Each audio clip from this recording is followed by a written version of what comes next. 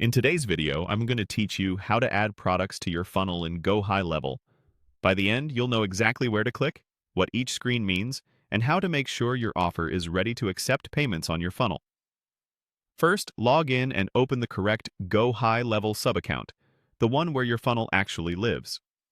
Working inside the subaccount matters because that's where your funnels, products, and settings are tied together for checkout. From the main navigation, click Sites. This area houses both your websites and your funnels. Then choose Funnels. You'll see a list of funnels you've already created. Open the funnel where you want to offer your product, typically the one that includes a checkout or order page. Picking the right funnel here keeps everything organized and ensures the product is available exactly where your visitors will buy.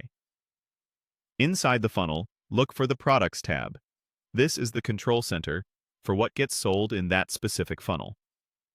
Click Products to view any existing items already attached to this funnel. Now click Add Product. This opens the product configuration panel you'll use to attach a sellable item to the funnel. If your payment processor is already connected, this step will be straightforward. Use the product drop-down to choose the item you want to sell. This list pulls from the products available in your account, so select the exact one that matches your offer. Clear product names and variants make reporting and refunds much easier later, so choose carefully and confirm you've selected the correct version. Next, enter the price. Type the amount exactly as you want it to appear on the checkout. If you see options for currency or billing preferences, set them to match your offer terms. Double-check the decimals, and make sure this number is consistent with the price you promise on your sales page. If you include taxes in your display price, enter the total you want the buyer to see. If you handle taxes separately, enter the pre-tax amount here. When everything looks good, click Save. You'll be brought back to the products list, where you should now see your new product attached to this funnel.